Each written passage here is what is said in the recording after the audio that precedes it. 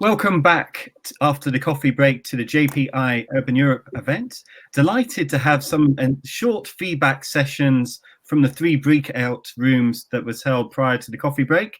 And we'll start off with Christoph Gollner from the Program Manager for the Set Plan Action, who will talk about the 100 positive energy districts and neighborhoods. Christoph, how was your discussion? Thank you very much. I think we had a very lively, very good discussion with an excellent panel from 3 cities. The city of Vienna, city of Pisek. Of course, we only could briefly touch the most important topics, but to sum it up and try to do that in a very short way, we were discussing the stakeholder involvement, first of all, because it's for all urban issues, but especially also for that topic, the involvement of the different stakeholder groups is one of the key challenges and key issues to be tackled. Especially when it comes to complex ownership structures, both regarding, for example, utilities, but also buildings.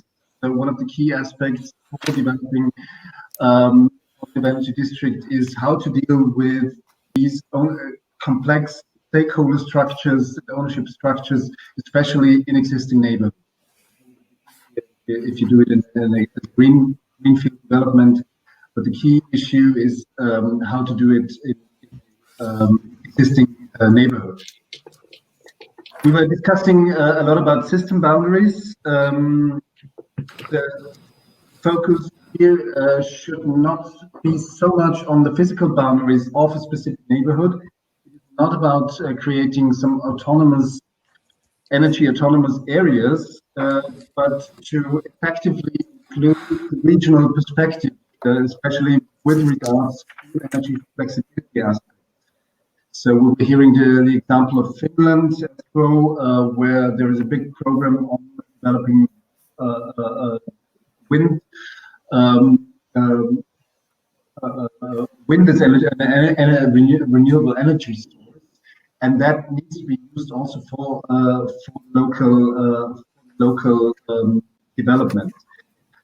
Petra, as one of the panelists, introduced one approach in Austria, where there's a kind of a balance between densely built up areas and the rural areas, where it's much easier to achieve an energy surplus. So, to put it together, the exchange between the dynamic exchange between the regional context, national context, and the local context is important to count in for a positive energy district.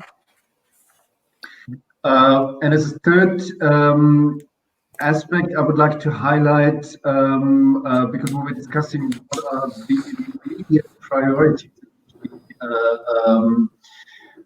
focused on regarding a large-scale development of positive energy district, and I've mentioned one of these, that is tackling the challenge of integrating positive energy district in existing neighborhoods.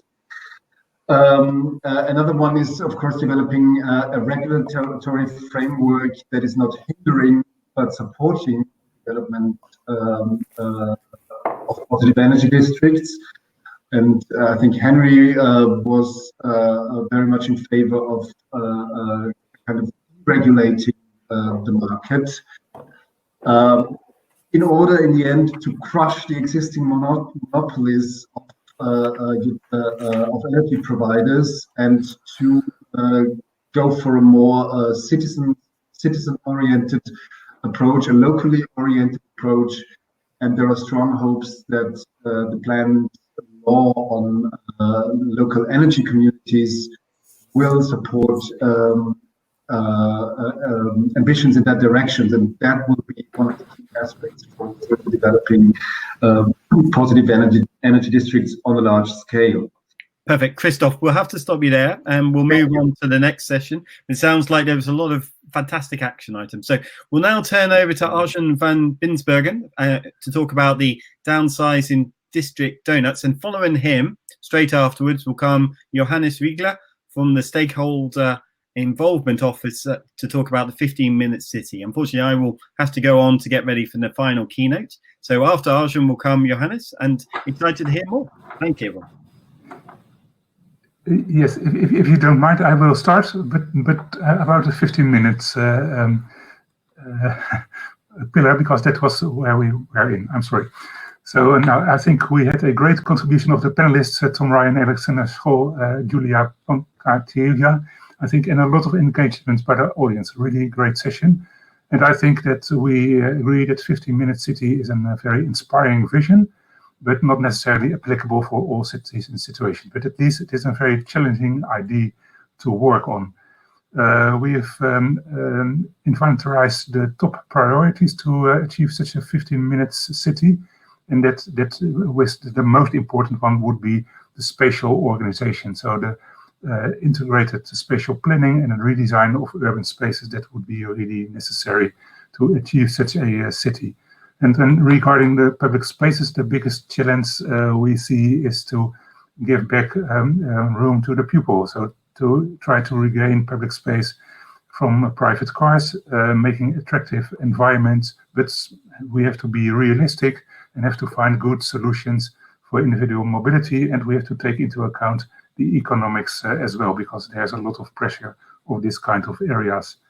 Regarding the mobility solutions itself, a lot of people said that shared mobility solutions could be a very interesting solution to make cities more and more attractive, and also to save space, and of course also more attention to biking, electric biking especially, but also to public transport. And then I think eventually we concluded that especially governance is very important. So at the one hand, to get a real involvement of citizens in urban planning, because it is not so easy to do. Legislation is in a way, for example, but we have to improve that. But also to include more participation of private enterprises and private partners, because they can play a very important role in the future of urban mobility. So I think this was a really interesting session, also with a lot of interaction and relations with, for example, the positive energy districts when we are talking about the cleaner energy use. Thank you. Good, Arjan. Then I would take over from you. So I will report back from the Downsizing District Donut session. We had also a very good discussions and lively exchange, and a lot of exchange on Mentimeter. Some key messages I would like to bring to this plenary is, so we had a discussion on how to deal with, or this was more an overarching topic, how to deal with conflicts and changes when transitioning to, or when applying this donut economy, principles and the principles of nature-based solutions. So we also had a discussion on what does it mean to green cities and urban spaces, which, as this might be a low-hanging fruit, but on the other hand, this might also lead to a number of dilemmas and challenges on other ends, and we need to that should be taken into account. We also discussed on how that there is a administrative model of governance needed to change things and to have this transition up and going, which is holistic and beyond silos. That might be obvious, but it links very much to capacity building in the local public administration, and also it underlines the role of the public administration actually in this transition and application of this donut economy model, as this is not only something for the private sector. We had also a discussion on how to measure quality of life and how to measure the impacts on the donut economy model. Very good discussions there. If you know how to measure quality of life pragmatically, please get in touch with Stefania Manka. She's very helpful, very thankful for any hint which can lead to, or which helps her work to answer this question. We also had a discussion on, let me have a look, how to transfer skills, or what does it mean actually to implement, to have an economy, a circular economy or economy linked to the donut economy model? What kind of knowledge, skills are required from the people, from the workforce?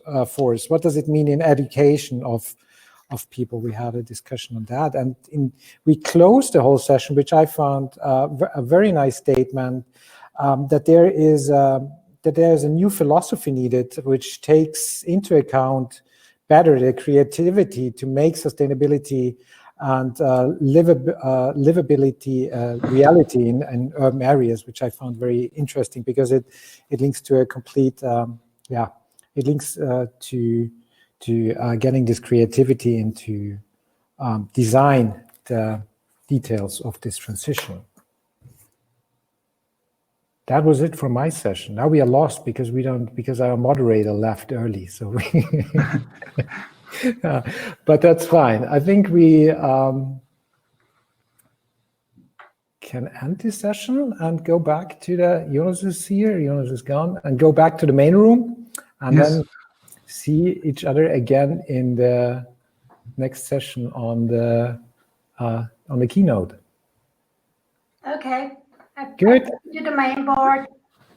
We will go to the main lobby. Thank you. Thank you. Bye. Bye-bye.